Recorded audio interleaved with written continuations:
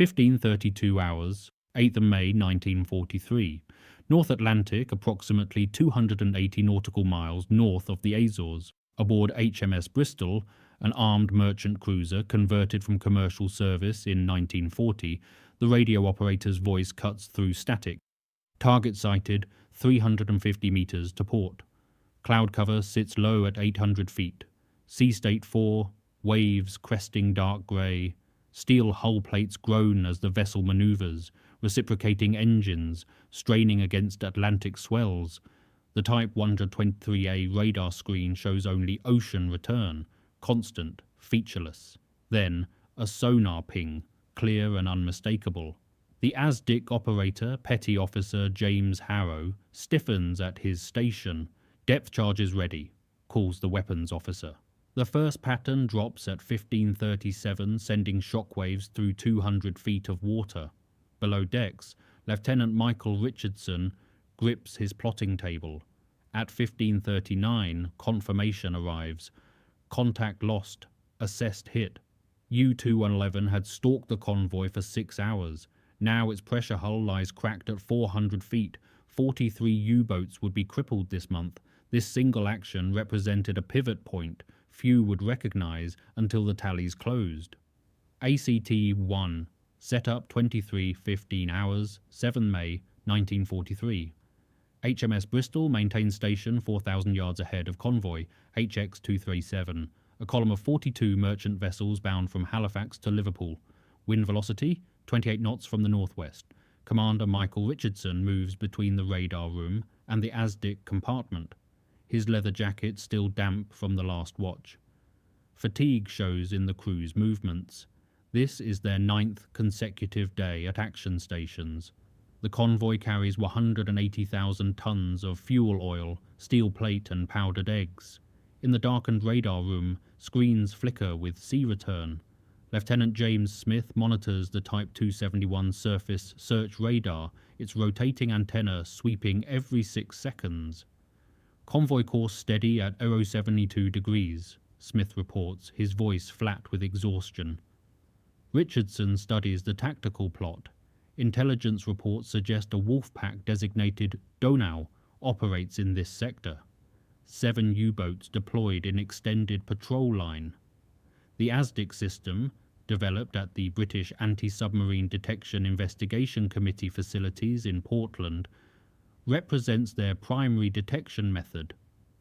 But in heavy seas, thermoclines and turbulence scatter the acoustic pulses. Tonight, wave heights exceed 12 feet. Maintain ASDIC sweep, Richardson orders. Continuous active search, 2,000-yard range. Each ping travels through water at roughly 4,900 feet per second, bouncing off any solid mass larger than 6 feet. The operator adjusts gain controls, filtering biological noise from mechanical signatures. Outside, rain begins at 23:47 hours. 003 hours, 8th May 1943. The convoy stretches across 4 miles of ocean, vessels maintaining 600-yard intervals. HMS Bristol's ASDIC compartment is cramped, barely 10 feet square, illuminated by red battle lights.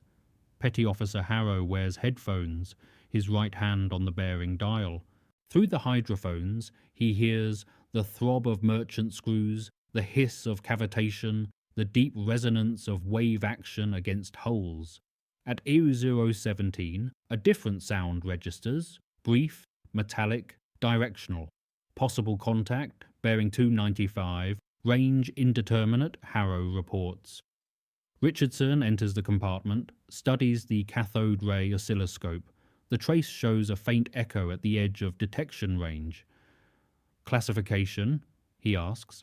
Harrow adjusts the frequency. Not biological, metallic signature. Could be a submarine at periscope depth. Standard procedure requires verification through multiple pings before committing to attack. Richardson calculates, if this is a U-boat positioning for torpedo launch, they have perhaps 10 minutes. The ASDIC sends another pulse. This time, return echo arrives at 3.2 seconds, approximately 2,600 yards. Confirmed contact, Harrow states, "Bearing steady, range closing." Richardson moves to the bridge, orders course adjustment to 310 degrees, speed increase to 18 knots. Below, in the magazine, depth charge crews prepare 12 Mark 7 charges, each containing 290 pounds of Manol explosive. The sea temperature reads 52 degrees Fahrenheit, optimal for acoustic propagation. At ERA 028, the contact bearing shifts, the submarine is turning. 0742 hours, 8 May 1943. Dawn breaks pale and grey across the North Atlantic. HMS Bristol has maintained ASDIC contact intermittently through 6 hours of pursuit. The submarine, later identified through Enigma decrypts as U-2111, type 7IC boat commanded by Captain Lieutenant Karl Hauser, attempts evasion through a series of depth changes and course alterations. Richardson studies the plot. The U-boat has descended to 280 feet, attempting to hide beneath a thermal layer detected at 240 feet. ASDIC performance degrades across such boundaries. The temperature differential bending sound waves upward, but British operators have learned to compensate. Harrow adjusts transmission angle, directing pulses downward at 15 degrees. At 0751, solid return, bearing 302, range 800 yards. Attack run, Richardson orders. The ship accelerates to 20 knots, closing rapidly. Depth charges are set, 4 at 150 feet, 4 at 250 feet, creating a three-dimensional pattern designed to bracket the target. At 0756, the first charge drops. HMS Bristol counts seconds. At 150 feet depth, pressure triggers detonation. The explosion creates a bubble of superheated gas expanding at supersonic velocity, generating a pressure wave exceeding 4,000 psi within 30 feet. On the surface, water erupts in a dome 60 feet high. The ship's hull reverberates. 7 more charges follow at 3-second intervals. ASDIC contact is lost in the turbulence. Standard effect. At 0804, debris surfaces. Wood fragments, diesel oil spreading in an iridescent slick, a life jacket marked with German text. Confirmation, Richardson logs the action. U-boat destroyed, position 43D15N, 27 to 40W. 1452 hours, 9 May 1943. HMS Bristol rejoins the convoy after refueling from tanker RFA Olynthus. Ammunition expenditure from the previous action, 12 depth charges requiring replenishment from reserve stocks carried by the ammunition ship in column 5. Richardson reviews decoded signals from Western Approaches Command in Liverpool. U-boat activity in the North Atlantic remains intense. Losses to Allied shipping in April reached 245,000 tons, 56 vessels. May's numbers are projected higher. The Wolfpack Donau has been reinforced with 3 additional boats. ASDIC operator Harrow reports for the afternoon watch, his face showing strain. Continuous headphone monitoring causes auditory fatigue. Operators rotate every 4 hours. At 1508, another contact. Bearing 047, range 3,200 yards. This signature differs from the previous days, sharper echo, suggesting a submarine at shallow depth, possibly charging batteries. The Type 70C U-boat carries 112 battery cells requiring surface charging every 48 hours.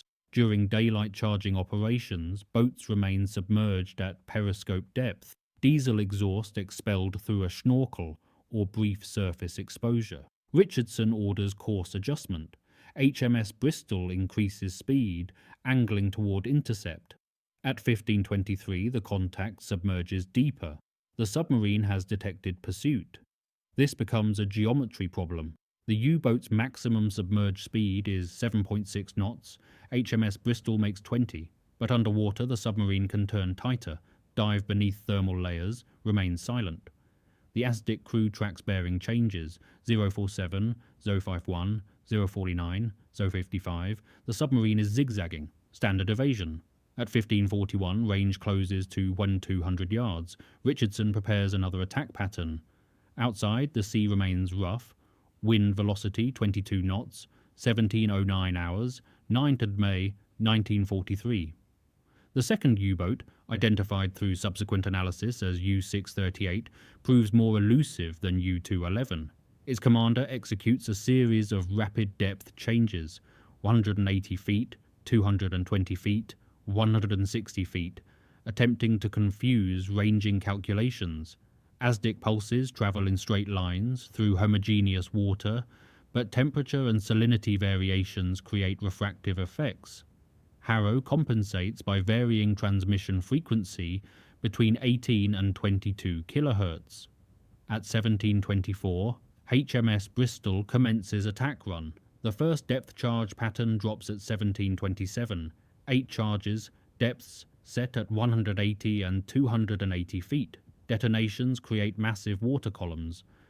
ASDIC contact is temporarily lost, expected in the acoustic chaos following explosions. The crew waits. At 1735, Harrow reports, contact regained, bearing row 62, range 1,400 yards. The submarine survived, possibly damaged, continuing evasion. Richardson calculates remaining ordnance, 28 depth charges. The convoy cannot be left unprotected for extended pursuit. At 1748, a decision. HMS Bristol launches a final pattern, then returns to station. 6 charges drop in a wide spread. At 1752, evidence surfaces. Air bubbles breaking in large volume. Hydraulic oil creating a brownish slick. The submarine has been damaged. Severity unknown. Protocol requires reporting probably damaged rather than destroyed without definitive debris. Richardson logs the action and orders return to convoy. By 1830, HMS Bristol resumes station 4,000 yards ahead of the merchant column. That evening, Admiralty signals report total U-boat losses for May currently stand at 18 confirmed, 11 probable. The month is only 1/3 complete. The arithmetic is unprecedented. 22:01 hours, 11 May 1943. A new weather system moves across the convoy track. Barometric pressure dropping to 996 millibars, wind velocity increasing to 35 knots, sea state rising to 6. Wave heights now exceed 18 feet, creating severe conditions for both surface vessels and submerged submarines. HMS Bristol pitches through 15-degree arcs, seawater breaking over the bow. In the ASDIC compartment, Harrow struggles to maintain contact quality. Heavy seas create acoustic interference. Breaking waves generate broadband noise across all frequencies. The ASDIC display shows cluttered returns, making submarine detection nearly impossible beyond 1,000 yards. Richardson reviews the tactical situation. Convoy HX-237 is now 680 nautical miles west of Ireland, entering the area designated Black. The mid-Atlantic gap beyond effective air cover from Iceland or Newfoundland. U-boat wolf packs concentrate here, knowing Allied vessels lack aerial reconnaissance or support. At 22:47, a torpedo detonates against a merchant ship in Column 3. SS Winkler, a 7,200-ton freighter carrying steel ingots and aircraft parts. The explosion is visible from HMS Bristol's bridge, a bright orange flash followed by secondary detonations as cargo ignites. The ship lists immediately, sinking by the stern. Lifeboats launch in darkness and storm. HMS Bristol maneuvers toward the attack bearing, ASDIC searching. But sea conditions prevent effective detection. The U-boat, operating on the surface in darkness, nearly invisible, escapes. At 23:15, SS Winkler disappears beneath the surface. Of 47 crew and 12 naval gunners aboard, 32 are recovered by rescue vessels. Richardson logs the loss. That night, 2 more merchants are torpedoed. The storm provides cover for submarines as effectively as it hinders defenders. 03:21 hours, 13 May 1943. Weather conditions moderate. Wind velocity 18 knots, sea state 4, visibility improving to 8 nautical miles. HMS Bristol maintains patrol station as dawn approaches. At 0344, ASDIC contact bearing 112, range 2800 yards. The signature is clear, metallic, moving at approximately 6 knots on a steady bearing. Harrow classifies it as probable submarine, confidence high. This contact differs from previous encounters. The U-boat appears unaware of HMS Bristol's position, maintaining steady course and speed. Richardson orders silent approach. Engines reduced to minimize radiated noise. ASDIC switched from active pinging to passive listening mode. In passive operation, the system functions as a directional hydrophone, detecting sounds emitted by the target itself. Diesel engines, electric motors, propeller cavitation, hull machinery. At 0402, range closes to 1800 yards. The submarine's propeller noise is distinct, characteristic blade rate frequency of approximately 240 rpm, consistent with a Type 7C's electric motors. The U-boat is running submerged on batteries, likely positioning for a dawn attack on the convoy. At 0418, HMS Bristol closes to 1000 yards, maintains position astern of the target. Richardson calculates optimal attack geometry. The submarine is travelling at bearing 095, speed 5.5 knots. HMS Bristol accelerates to 22 knots, approaches from directly astern. The submarine's acoustic blind spot. At 0431, the ship passes over the estimated submarine position. Depth charges release. 10 Mark 7 charges set at 100, 200 and 300 feet. The pattern creates overlapping lethal zones totaling 180 feet in diameter. At 0433, multiple detonations.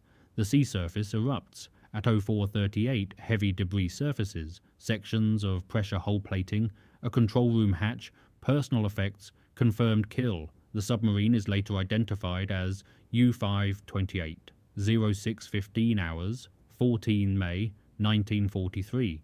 HMS Bristol recovers from the previous action, hull inspected for damage from close-range depth-charge detonations, ASDIC dome examined for stress fractures, ordnance inventoried. Remaining depth-charge stocks, 14 Mark 7, 8 Mark decks. Richardson submits action report via encrypted signal to Western Approaches Command. The response arrives at 0830. Well done, Bristol. Confirmed U-boat kills this month, now 31. Continue patrol. The number is extraordinary. Across the North Atlantic, U-boat losses are accelerating beyond any previous monthly total. Historical records would later show May 1943 represented a turning point. 41 U-boats lost in 31 days, forcing Gross Admiral Karl Dönitz to withdraw submarines from the North Atlantic convoy routes entirely on 24th May. But aboard HMS Bristol on 14th of May, the outcome remains uncertain. At 0915, another ASDIC contact, bearing 203, range 3,600 yards. The signature indicates a submarine running deep, estimated depth 320 feet. This represents near maximum operating depth for Type 70C boats, which have crush depth ratings around 750 feet, but typically avoid exceeding 600 feet, except in emergencies. Richardson orders approach. At 0947, HMS Bristol reaches attack position. The deep-running submarine presents a challenge. Depth charges must be set precisely to reach effective detonation depth. Set too shallow, the charges explode harmlessly overhead. Too deep, they may exceed crush depth specifications and implode before reaching the target. The weapons officer sets charges for 350 feet, calculated to bracket the estimated submarine depth. At 0952, 8 charges drop. At 0954, detonations occur. But at 350 feet, the pressure wave propagates differently than at shallow depths. Water density and ambient pressure affect. Explosive bubble dynamics. At 0958, results remain unclear. No debris surfaces, no oil slick appears. Contact is lost. Classification, possible damage, unconfirmed. HMS Bristol resumes patrol. Actor 3, turning point, 0902 hours, 16 May 1943. The convoy, HX-237 is now 380 nautical miles west of Ireland, approaching the range of land-based aircraft from Coastal Command. At 0934, a Liberator bomber from RAF Squadron 120 makes contact via radio. Bristol, this is Coastal 77. We have your convoy on radar, commencing anti-submarine patrol overhead. The arrival of air cover changes the tactical equation significantly. U-boats must remain submerged during daylight hours or risk attack from above, limiting their speed and maneuverability. At 10:18, the Liberator reports, submarine sighted, position 52 dig 40N, 15D20W, crash diving. HMS Bristol alters course toward the reported position, 14 nautical miles northeast. ASDIC sweeps begin at maximum range. At 11:02, contact, bearing 047, range 2,200 yards. The submarine is running deep, attempting to evade both surface and air threats. Richardson coordinates with the Liberator crew. The aircraft will drop sonobuoys, expendable acoustic sensors that transmit underwater sounds via radio, creating a wider detection net. At 11:24, the Liberator reports sonobuoy contact, confirming submarine position. HMS Bristol closes for attack. At 11:38, depth charges release. 12 charges in a rectangular pattern, depths varying from 200 to 400 feet. The explosions create a coordinated barrage covering 200 yards by 150 yards. At 11:42, the Liberator crew reports, large oil, slick forming, debris visible. At 11:47, HMS Bristol's crew observes confirmation, wooden planking, cloth materials, compressed air bubbles breaking surface in sustained release. The submarine's pressure hull has been breached. This is the 34th confirmed U-boat loss of the month. Historical analysis would later identify this vessel as U-456. The combined surface-air operation demonstrates evolving anti-submarine doctrine, aircraft detection paired with surface vessel prosecution. The tactic proves devastatingly effective. 14:13 hours, 20th May, 1943. HMS Bristol enters Londonderry Harbour for replenishment after 14 consecutive days at sea. The crew shows visible fatigue, unshaven faces, oil-stained uniforms, movements slowed by exhaustion. Shore facilities provide 48 hours for maintenance, rearming, and crew rest. Richardson meets with Commander Operations at Derby House, the Western Approaches Command Headquarters. The briefing includes updated intelligence, U-boat losses for May, currently total 38 confirmed, 7 probable. Dönitz has issued emergency recall orders for several wolf packs, recognizing the loss rate is unsustainable. The German submarine force began May with approximately 240 operational boats in the Atlantic. At current loss rates, operational strength will decline to critically low levels within 3 months. The briefing officer, presence analysis. The combination of improved ASDIC, increased escort numbers, HF, DF direction finding, and extended air cover has created conditions the U-boats cannot counter. May represents a decisive shift. Richardson reviews HMS Bristol's specific record. 4 confirmed U-boat kills, 2 probable damages, 0 losses from the escorted convoy HX-237. At 16:30 he walks through Londonderry's waterfront. Merchant sailors drink in pubs, dock workers load ammunition pallets onto lighters, a Royal Navy band plays on the quay. The war continues, but something has shifted. Historical records would later designate May 1943 as Black May, from the German perspective, a month when U-boat losses exceeded 18% of operational strength, when the Atlantic campaign transitioned from German offensive to defensive struggle. At 18:09, Richardson returns aboard HMS Bristol. The ship's ordnance stores are being replenished. 45 depth charges loaded, along with ammunition for the 4-inch guns and anti-aircraft mounts. At 20:30, new orders arrive. HMS Bristol will escort convoy on 184 westbound to Halifax, departing 20 of May. The cycle continues. 1745 hours, 20 of May, 1943. HMS Bristol departs Londonderry with convoy on 184. 37 merchant vessels in ballast, returning to North America for cargo.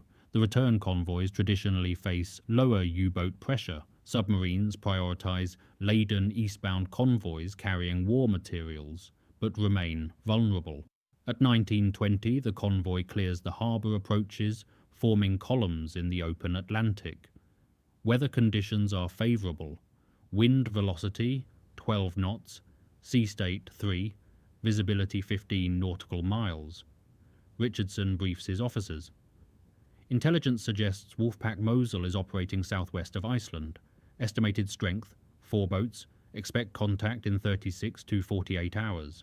The convoy maintains 9 knots, zigzagging on 30-minute cycles to complicate torpedo solutions. HMS Bristol patrols ahead, ASDIC sweeping continuously.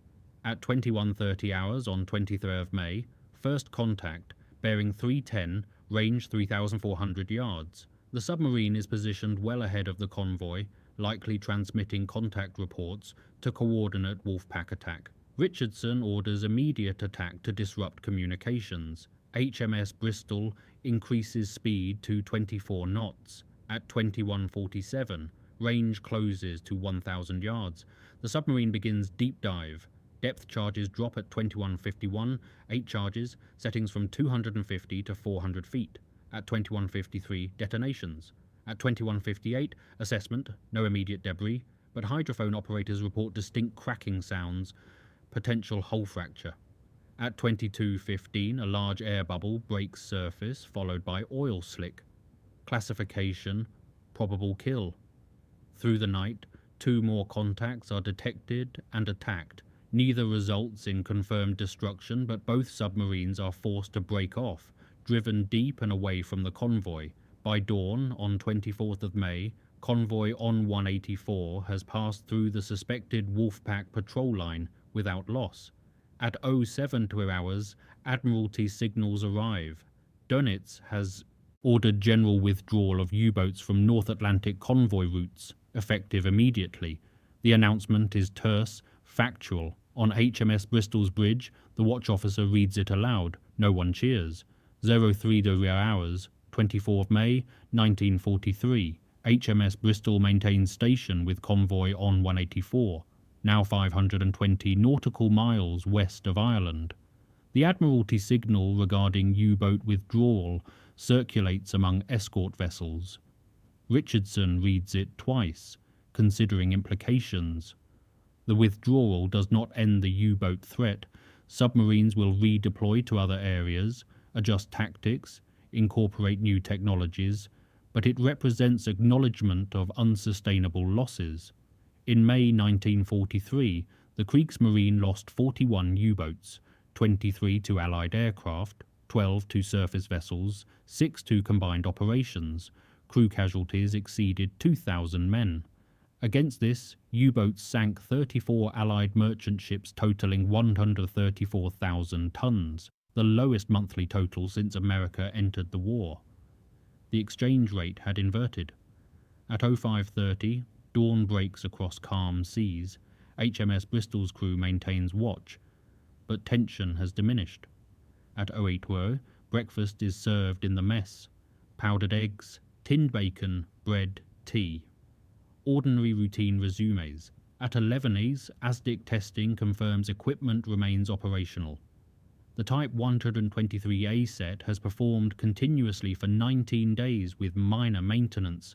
At 14 Greg, Richardson reviews action reports, preparing final documentation. 4 confirmed U-boat kills represent exceptional performance for a single escort vessel during one patrol cycle. The official commendation would arrive in June. HMS Bristol's aggressive prosecution of submarine contacts significantly contributed to the convoy defence during a critical period. At 18 Uring, convoy on 184 continues west at 9 knots under clear skies. The ships sail in neat columns, maintaining station, smoke rising from funnels. From HMS Bristol's bridge, The scene appears almost peaceful, but below decks, depth charge racks remain loaded. ASDIC operators continue 4-hour watches. The war extends beyond horizons. Richardson writes in the ship's log, 24 May 1943, uneventful patrol, weather fair, convoy proceeding as ordered. The entry contains no mention of the strategic shift occurring across the Atlantic. Records are kept factual, understated. History would later assess May 1943's significance. Those present simply maintained station and sailed on. 18 hours, 31 May 1943. British Admiralty, Whitehall, London. In the operations room, staff officers compile final monthly statistics. U-boat losses for May: 41 confirmed destroyed, 6 damaged beyond operational capability. Total Axis submarine strength in Atlantic operational zones has declined from 240 to 199 boats in 31 days. Allied merchant ship losses, 34 vessels, 134,000 tons. The numbers represent a dramatic reversal from previous months. In April, U-boats sank 56 ships. In May, losses declined 40%. The loss rate ratio, submarines destroyed versus merchantmen sunk, shifted from 1.5 to nearly 1:1, unsustainable for the Kriegsmarine. The Admiralty's assessment, circulated to Prime Minister Churchill on 2nd June, notes, the enemy has temporarily abandoned the main Atlantic convoy routes. While U-boats remain a threat in other theatres, the Battle of the Atlantic has reached a decisive turning point. Several factors contributed. Improved ASDIC detection, increased escort numbers, from 180 vessels in January to 310 in May, expanded air coverage, VLR liberators extending patrols to mid-Atlantic, effective HF-DF radio direction finding, allowing convoy routing around Wolfpack concentrations, breaking of Enigma codes, providing near real-time intelligence on U-boat positions, and aggressive escort tactics exemplified by vessels like HMS Bristol. Commander Michael Richardson receives promotion to captain in August 1943, later commanding destroyer HMS Oribi in Mediterranean operations. HMS Bristol continues escort duties through 1944.